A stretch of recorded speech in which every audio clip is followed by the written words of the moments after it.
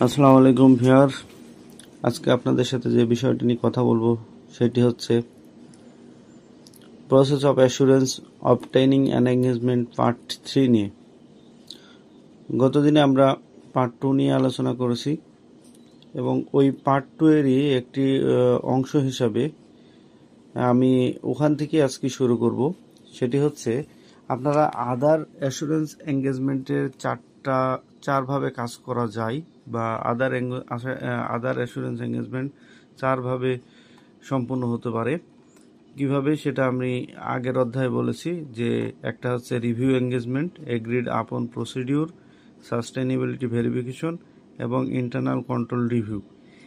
এই চারটার মধ্যেই আবার আমরা সাস্টেইনেবিলিটি ভেরিফিকেশন, যেটা অ্যাসুরেন্স লেভেল হচ্ছে লিমিটেড রিজনেবল এবং অপিনিয়ন হচ্ছে হ্যাঁ, এবং এটার উদ্দেশ্য হচ্ছে কি সিএসআর এবং ইএসজি রিপোর্ট যাচাই। এখন সিএসআর কি এবং ইএসজি কি, এই দুটি নিয়ে আসলে মূলত আমরা চেষ্টা করি। আসলে আপনাদের এখানে ধরেন আমরা একটা উদাহরণ দিয়েছি, এখন সেই জিনিসটা বইয়েও আছে, বাট এইটা আবার কি ডিটেল সেটাও আপনাদেরকে বোঝানোর জন্যই আর কি ওইটাকে আমি আবার কি করছি একটু ভেঙে আপনাদের সাথে আলোচনা করার চেষ্টা করছি যে আসলে সিএসআর জিনিসটা কি। এখানে সিএসআর জিনিসটা হচ্ছে কর্পোরেট সোশ্যাল রেসপন্সিবিলিটি রিপোর্ট যাচাই। এখন কর্পোরেট সোশ্যাল রেসপন্সিবিলিটি হচ্ছে একটা কোম্পানির সামাজিক, মানবিক এবং পরিবেশগত দায়বদ্ধতা। আপনি জানেন যে কর্পোরেট সোশ্যাল রেসপন্সিবিলিটি একটা কোম্পানি থাকে, এটি হচ্ছে সামাজিকভাবেও থাকে, মানবিক এবং পরিবেশগতভাবে দায়বদ্ধতা থাকে। এখন আপনি একটা কাজ করতেছেন যেখানে আপনার কোম্পানি আপনি পরিবেশ দূষণ করতেছেন, তো আপনি পরিবেশ দূষণ করলে এটা সামাজিকভাবে ইমপ্যাক্ট ফেলবে, তো সেটা আসলে ঠিক হবে না। যার কারণে আপনাকে আপনার সামাজিক, মানবিক এবং পরিবেশগত দায়বদ্ধতা থাকতে হবে। এটা দেখা যায় কোম্পানি শুধুমাত্র লাভের জন্যই করে না, বরং সমাজ ও পরিবেশের উন্নয়নের জন্য অবদান রাখে। তাহলে সিএসআর জিনিসটা হচ্ছে কর্পোরেট সোশ্যাল রেসপন্সিবিলিটি। এখন এই সিএসআর রিপোর্টে কি থাকে? যা দান ও সমাজ কল্যাণমূলক কর্মকাণ্ড থাকতে পারে। একটা প্রতিষ্ঠান দানও করে, সমাজমূলক কর্মকাণ্ডে অংশগ্রহণ করে। শ্রমিকদের অধিকার ও নিরাপত্তা এখানে নিয়ে আলোচনা করা হয়। নারী পুরুষের সমতা নিয়ে কাজ করা হয়। পরিবেশ সংরক্ষণ, গাছ লাগান, পানি বাঁচানো ইত্যাদি কমিউনিটি ডেভেলপমেন্ট প্রজেক্ট নেওয়া হয়।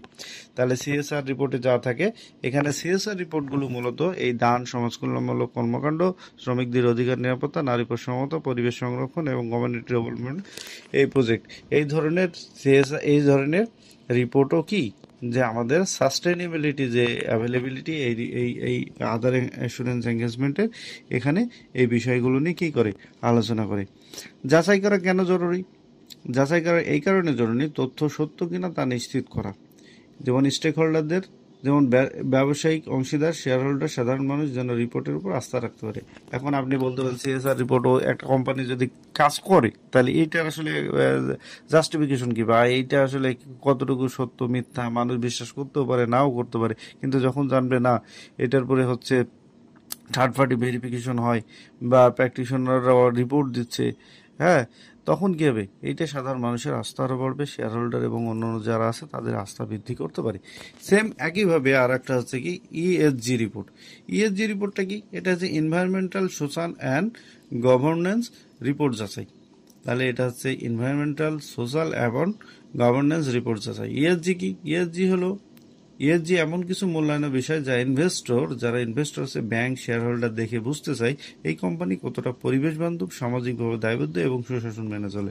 আসলে কর্পোরেট সোশ্যাল রেসপন্সিবিলিটি এবং ইএসজি প্রায় আপনি যদি বলেন ধরনের দিক দিয়ে একই রকম, শুধু দুইটা কিছু পার্থক্য আছে। এটা হচ্ছে এনভায়রনমেন্টাল নিয়ে কাজ করে, সোশ্যাল এবং গভর্নেন্স, আপনার পরিচালনা পরিষদ কেমন, আপনাদের সুশাসন ব্যবস্থা কেমন, এগুলো তিনটা বিষয় নিয়ে কাজ করে। যেমন এনভায়রনমেন্টাল, সোশ্যাল, গভর্নেন্স।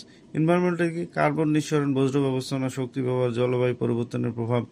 সোশ্যালভাবে কর্মী নিরাপত্তা, শ্রমিক উদাহরণ, ডাইভার্সিটি, মানবাধিকার, গ্রাহক সুরক্ষা।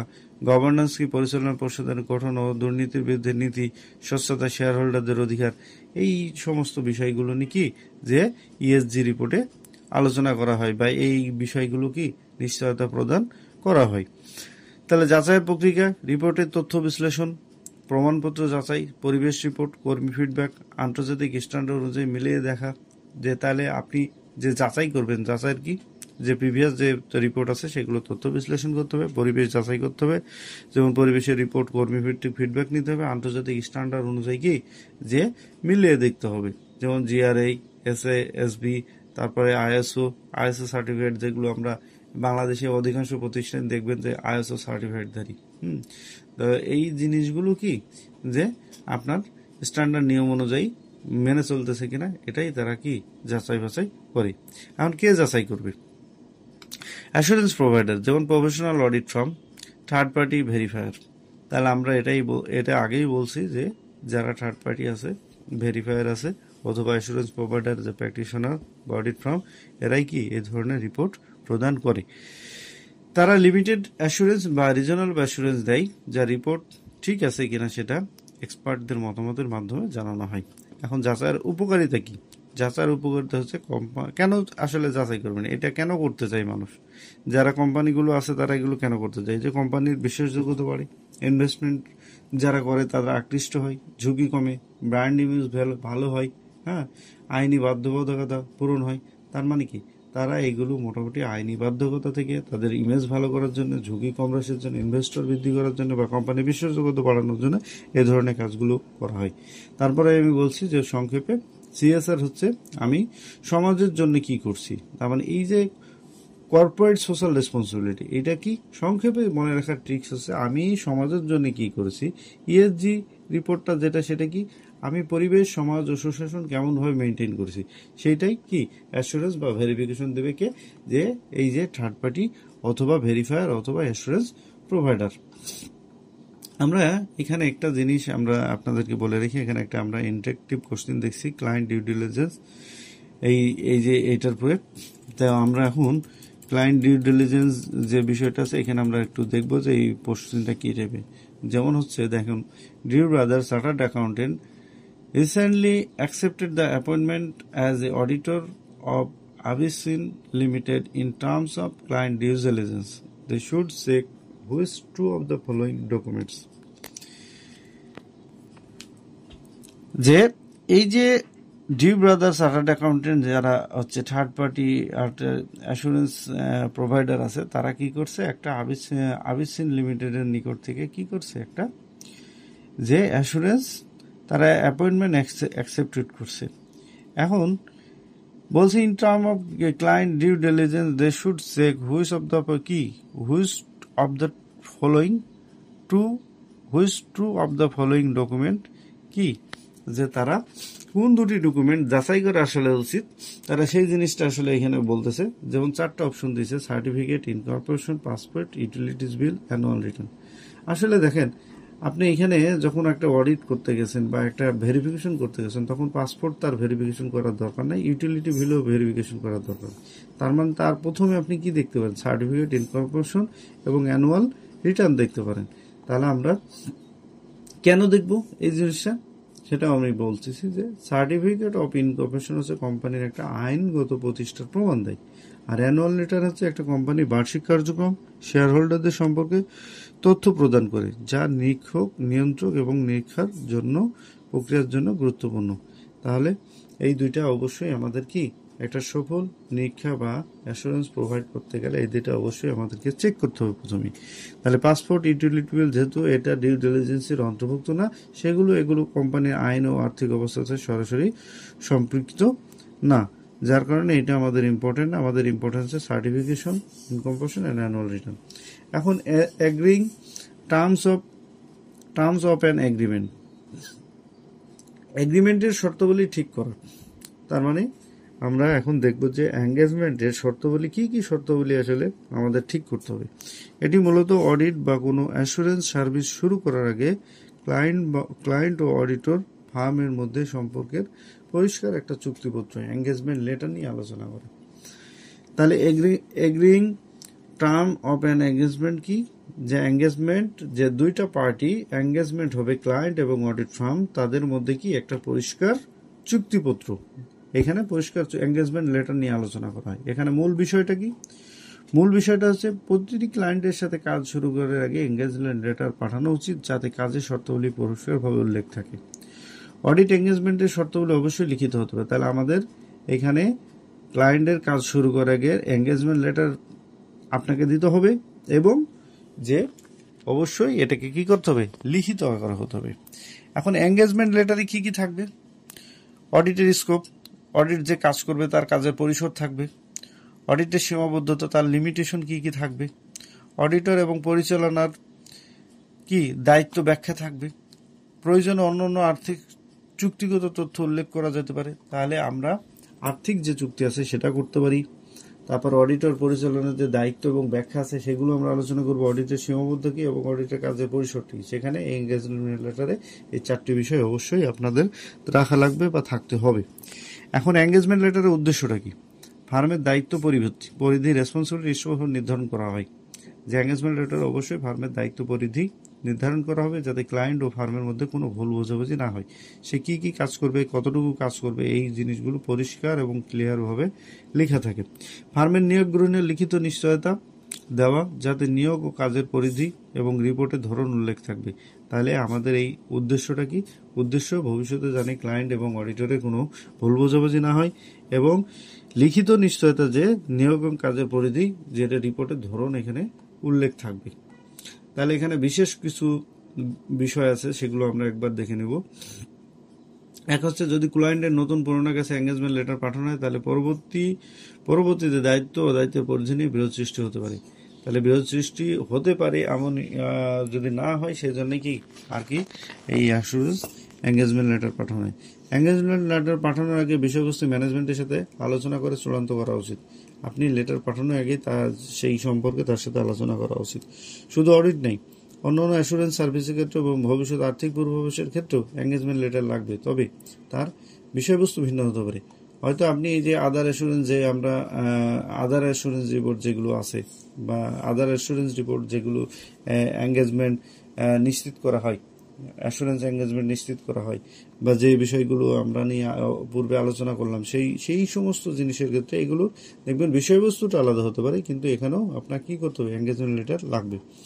সাধারণত শুরুতে ফি নির্দিষ্ট করে উল্লেখ করা হয় না, কারণ অডিট কাজ বারবার চলতে পারে রিকারিং বেসিস। এই কারণে সাধারণত শুরুতে অডিট ফি নির্দিষ্ট করা হয় না, কারণ অডিট কাজটা বারবার পর্যায়ক্রমে চলতে পারে। এখন আমরা এখানে তাহলে কি দিলাম, অডিট, এই যে আমরা অ্যাগ্রিং টার্ম অফ এঙ্গেজমেন্টের কিছু মূল বিষয় আছে। মূল বিষয় দুটি লিখিত হতে হবে, কাজের শর্তাবলী পরিষ্কার করতে হবে। এঙ্গেজমেন্ট লেটারে কি কি থাকবে, 4টি বিষয় অবশ্যই থাকতে হবে। এঙ্গেজমেন্ট লেটারের উদ্দেশ্য কি সেটা আপনি ক্লিয়ার করছি। বিশেষ কিছু গুরুত্বপূর্ণ বিষয় যেটা আমাদেরকে মনে রাখতে হবে সব সময়। তাহলে অডিট এঙ্গেজমেন্ট লেটার, এখন আমরা একটু বিস্তারিত ভূমিকা নিয়ে কথা বলবো। সেটি হচ্ছে ISA 210 agreeing the term of audit engagement অনুযায়ী অডিটর ও ক্লায়েন্টের মধ্যে অডিট কাজের শর্তাবলী নিয়ে পরিষ্কারভাবে চুক্তি করতে হবে। এই কাজের বিষয়গুলো লিখিতভাবে থাকা বাধ্যতামূলক। সাধারণত এটি এঙ্গেজমেন্ট লেটার আকারে হয়, তবে চাইলে এটা লিখিত চুক্তির মাধ্যমে করে যেতে পারে। তাহলে আমাদের এইখানে যে মূল বিষয়টা কি, মূল বিষয়টা ISA 210-এ আপনাকে অবশ্যই agreeing the term of audit engagement অনুযায়ী কি এই শর্তাবলীটা অডিটর এবং ক্লায়েন্টের মধ্যে অডিট কাজের শর্তাবলী নিয়ে পরিষ্কারভাবে চুক্তি করতে হবে। তার মানে ISA 200 যেভাবে বলছে এই এঙ্গেজমেন্ট লেটার হতে হলে ঠিক সেভাবেই আপনাদেরকে চুক্তি করতে হবে। তবে আপনি যদি চাইলে লিখিত চুক্তির মাধ্যমে এটা, অন্য কোনো লিখিত চুক্তির মাধ্যমে এটা করা যেতে পারে। কেন এঙ্গেজমেন্ট লেটার দরকার? এমনকি এমন দেশেও যেখানে আইনের মাধ্যমে অডিটের উদ্দেশ্য পরিধি নির্ধারিত থাকে, সেখানে একটি এঙ্গেজমেন্ট লেটার ক্লায়েন্টের জন্য গুরুত্বপূর্ণ হতে পারে। এঙ্গেজমেন্ট লেটার কেন গুরুত্বপূর্ণ বলছে, কোনো দেশে আইনের মাধ্যমে অডিটের উদ্দেশ্য পরিধি নির্ধারিত থাকে, সেখানে অবশ্যই এঙ্গেজমেন্ট লেটার একটা কি গুরুত্বপূর্ণ বা ক্লায়েন্টের জন্য একটা তথ্যপূর্ণ ইনফরমেটিভ হতে পারে। কখন পাঠানো উচিত? নতুন ক্লায়েন্টের ক্ষেত্রে নিয়োগ পরপরই অবশ্যই প্রথম অডিট শুরু হওয়ার আগেই এটা পাঠাতে হবে। কি আপনি নতুন ক্লায়েন্টের ক্ষেত্রে নিয়োগ গ্রহণ করলেন তার পরপরই বা অডিট শুরু হওয়ার আগেই আপনাকে পাঠাতে হবে। পুরাতন ক্লায়েন্টের ক্ষেত্রে যদি আগের কোনো এঙ্গেজমেন্ট লেটার না পাঠানো হয়ে থাকে তবে সুবিধাজনক কোনো সময়ে পাঠানো উচিত। এখন ধরেন আপনি নতুন ক্লায়েন্টের ক্ষেত্রে পরপরই আপনি শুরু করলেন, বা আপনি নিয়োগ পরপরই অবশ্যই প্রথম অডিট শুরু হওয়ার আগেই কাজটা আপনি এঙ্গেজমেন্ট লেটার পাঠালেন, কিন্তু পুরান ক্লায়েন্টের ক্ষেত্রে সুবিধার সময় পাঠানো উচিত, তারপরেও পাঠাতে হবে। পাঠানো না পাঠালে আসলে এগুলো কি ISA 200 অনুসারে হবে না। এঙ্গেজমেন্ট লেটারে যা যা অন্তর্ভুক্ত থাকবে: অডিটরের উদ্দেশ্য অন্তর্ভুক্ত থাকবে, অডিটরের পরিধি অন্তর্ভুক্ত থাকবে, অডিটরের দায়িত্ব সম্পর্কে বলা থাকবে, প্রযোজ্য রিপোর্টিং ফ্রেমওয়ার্ক সম্পর্কে বলা থাকবে, ম্যানেজমেন্টের দায়িত্ব সম্পর্কে বলতে প্রতিবেদনের ধরন থাকবে। তাহলে আমরা অডিটের উদ্দেশ্য কি? অডিটের সত্য ন্যায্য অবস্থা নিশ্চিত করা, এটাই মূল অডিটের উদ্দেশ্য। হচ্ছে আপনি অবশ্যই অডিটের উদ্দেশ্য একটা আর্থিক বিবরণী এটাকে সত্য এবং ন্যায্য এই বিষয়টা আপনাকে বলতে হবে, নিশ্চিত করতে হবে। স্কোপ কি? আপনার প্রযোজ্য আইন, বিধি, পেশাগত নির্দেশনা প্রতি রেফারেন্সও কতটুকু বিস্তৃত হবে তা উল্লেখ করতে হবে। আপনার যে প্রফেশনাল আপনি অডিট করতে যাচ্ছেন, সুতরাং এখানে আপনার প্রযোজ্য আইন কতটুকু প্রযোজ্য হবে, বিধি এবং পেশাগত নির্দেশনা কতটুকু হবে তা বিস্তৃত এখানে উল্লেখ করতে হবে। অডিটর দায়িত্ব আপনাকে অবশ্যই নিরপেক্ষভাবে নিরীক্ষা করা এবং নির্ধারিত মান অনুযায়ী রিপোর্ট করা। ম্যানেজমেন্টের দায়িত্ব কী হবে? এখানে প্রযোজ্য ফ্রেমওয়ার্ক, রিপোর্টিং ফ্রেমওয়ার্ক কী হবে? IFRS, international financial reporting standard অনুসারে আর্থিক বিবরণী প্রস্তুত করা হয়েছে কিনা সেটাকে অবশ্যই আপনাকে নিশ্চিত করতে হবে। ম্যানেজমেন্টের দায়িত্ব সঠিকভাবে আর্থিক বিবরণী প্রস্তুত করা এবং অডিটরকে প্রয়োজনীয় রেকর্ড তথ্য ডকুমেন্ট সরবরাহ করতে হবে। এটা হচ্ছে ম্যানেজমেন্টের দায়িত্ব। এবং প্রতিবেদনের ধরন, অডিট শেষে কেমন ধরনের প্রতিবেদন প্রদান করা হবে তার বিবরণ। তাহলে আমরা এঙ্গেজমেন্ট লেটারে যে যে বিষয়গুলো অন্তর্ভুক্ত থাকবে এগুলো অবশ্যই আপনাদেরকে স্পষ্ট করতে হবে এঙ্গেজমেন্ট লেটারে। এখন অতিরিক্ত বিষয়গুলো যা যুক্ত হতে পারে বা করা যেতে পারে, যেমন কি অন্যান্য যোগাযোগ ধরন, যেমন ম্যানেজমেন্ট লেটার বা অন্যান্য ফিডব্যাক রিপোর্ট। অডিটের সীমাবদ্ধ, অডিটের নমুনা ভিত্তিক যাচাই করা হয়, সব তথ্য শতভাগ যাচাই করা সম্ভব না, তাই কিছু গুরুত্বপূর্ণ ভুল অনাবিষ্কৃত থেকে যেতে পারে। পরিকল্পনা ব্যবস্থা, অডিটের সময়সূচি পরিকল্পনা ক্লায়েন্টের সঙ্গে সমন্বয় করা। ম্যানেজমেন্টের প্রতিনিধিত্বমূলক কি রিপ্রেজেন্টেশন লেটার, অডিট চলাকালীন ম্যানেজমেন্টের কাছ থেকে লিখিত নিশ্চয়তা পাওয়ার আশা করা হয়। তথ্য সরবরাহের সময়সীমা, নির্ধারিত সময়ের মধ্যে সমস্ত প্রয়োজনীয় তথ্য ক্লায়েন্টকে সরবরাহ করবে। ফি নির্ধারণ ও বিলিং পদ্ধতি, কিভাবে অডিট ফি নির্ধারিত হবে এবং বিল করা হবে তা ব্যাখ্যা করা। ক্লায়েন্টের নিশ্চিতকরণ, ক্লায়েন্টকে অনুরোধ করা যে তারা এঙ্গেজমেন্ট লেটার পাওয়া ও শর্তাবলী মেনে বিষয়টি নিশ্চিত করবে। তাহলে আপনাকে এই যে আপনার অডিট এঙ্গেজমেন্ট লেটারে যা যা অন্তর্ভুক্ত থাকে এগুলো তো হচ্ছে মেন কিছু, আপনার এই 6টা পয়েন্ট হচ্ছে মেন, এগুলো থাকতেই হবে। তার সাথে আরও যে বিষয়গুলো আপনি করতে পারেন সেটা হচ্ছে আপনার অন্যান্য যোগাযোগ ধরনটা কী হবে, অডিটের সীমাবদ্ধতা কতটুকু থাকবে, পরিকল্পনা ব্যবস্থা কীরকম হবে, ম্যানেজমেন্টের প্রতিনিধিত্বমূলক কী হবে, তথ্য সরবরাহের সময়সীমা কী হবে, ফি নির্ধারণ ও বিলিং পদ্ধতিটা কী হতে পারে, ক্লায়েন্টের নিশ্চিতকরণ। হ্যাঁ, তো এইগুলো আপনাদেরকে দেখতে হবে বা এই বিষয়গুলো থাকতে পারে। তারপর বিশেষ পরিস্থিতির সঙ্গে আরও কিছু বিষয় যুক্ত হতে পারে, যদি আরও কোনো বিশেষ কোনো পরিস্থিতি থাকে তাহলে কিছু বিষয় যুক্ত হতে। একটা হচ্ছে অন্য অডিটর বিষয়টিতে সম্পৃক্ত, ধরেন কিছু নির্দিষ্ট অংশের জন্য অন্য অডিটর বিষয়টি কাজ ব্যবহার করে। এখন আপনি ক্লায়েন্টে গেছেন, কাজ করতে গেছেন, এমন কিছু জিনিস পাইছেন যেগুলো আসলে আপনাদের দ্বারা পসিবল না বা আপনাদের রিপোর্ট করা পসিবল না, বা এখানে আরও স্পেশালিস্ট দরকার, তাহলে সেই ক্ষেত্রে যে অডিটর বা বিষয়টির কাজ ব্যবহার করা যেতে পারে। অথবা ইন্টারনাল অডিট বা ক্লায়েন্টদের স্টাফদের ভূমিকা, ইন্টারনাল অডিট বা কোম্পানি কর্মচারীদের কীভাবে কাজে সম্পৃক্ত হবে সেই সমস্ত বিষয়গুলো নিয়ে আলোচনা করা যেতে পারে। পূর্ববর্তী অডিটের সাথে ব্যবস্থা, যদি এটি প্রথম অডিট হয় তাহলে আগের অডিটের সাথে সমন্বয় করা যেতে পারে। অডিটের দায়িত্বের সীমাবদ্ধতা, কোনো নির্দিষ্ট ক্ষেত্রে যদি দায়বদ্ধতা সীমিত করা হয় সেটা উল্লেখ হতে পারে। অন্যান্য চুক্তি রেফারেন্স, অডিটর ক্লায়েন্টের মধ্যে অন্য কোনো আলাদা চুক্তি রেফারেন্স দেওয়া যেতে পারে। অডিট ফাইল অন্য পক্ষকে সরবরাহ, কোনো তৃতীয় পক্ষের কাছ থেকে অডিট কাজের ডকুমেন্ট বা ফাইল সরবরাহের বাধ্যবাধকতা থাকলে সেটা উল্লেখ করা যেতে পারে। তাহলে এই বিশেষ পরিস্থিতিতে আরও কিছু যুক্ত হতে পারে। তাহলে আমাদের অডিট কার্ডের উদ্দেশ্যের সাথে আরও আমরা প্রথম কথাও কি বলেছি, প্রথম বলছি এঙ্গেজমেন্ট লেটার যা যা অন্তর্ভুক্ত থাকবে এগুলো থাকতেই হবে, তার সাথে অতিরিক্ত বিষয় কি কি যুক্ত হতে পারে সেটা নিয়ে আলোচনা করছি, এবং বিশেষ পরিস্থিতি ও পরিবেশ পরিস্থিতি অনুসারে কি কি যুক্ত হতে পারে সেই বিষয়গুলো নিয়ে আলোচনা করছি। এখন এটা সারাংশ কি, অডিট এঙ্গেজমেন্ট লেটার হলো এমন একটা ধরনের লিখিত চুক্তি যা অডিটর ও ক্লায়েন্টের মধ্যে দায়িত্ব, কর্তব্য, শর্তাবলী এবং প্রত্যাশা পরিষ্কারভাবে নির্ধারণ করে। এটি ভুল বোঝাবুঝি এড়াতে, পেশাদার সম্পর্কে স্বচ্ছতা বজায় রাখতে অত্যন্ত গুরুত্বপূর্ণ। এক কথাই তাহলে আপনাকে যদি কেউ কখনো অডিট এঙ্গেজমেন্ট লেটার সম্পর্কে জিজ্ঞাসা করে আপনি বলবেন এটি একটি এমন একটা চুক্তি যা অডিটর ক্লায়েন্টের মধ্যে কি দায়িত্ব, কর্তব্য, শর্তাবলী এবং প্রত্যাশা পরিষ্কারভাবে নির্ধারণ করতে থাকে, যা পরবর্তীতে কি ভুল বোঝাবুঝি এড়াতে এবং পেশাদার সম্পর্কের কি স্বচ্ছতা বজায় রাখতে এটাই খুবই গুরুত্বপূর্ণ ভূমিকা পালন করে থাকে। তাহলে বন্ধুরা, আজকে আমরা আর বেশি কিছু আলোচনা করব না, আজকে এই পর্যন্তই। আবার নেক্সট ভিডিওতে আমরা বাকি অংশটুকু আমরা আলোচনা করব।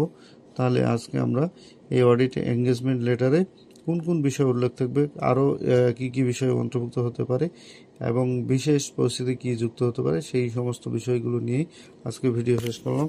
সবাই ভালো থাকবেন। আল্লাহ হাফেজ।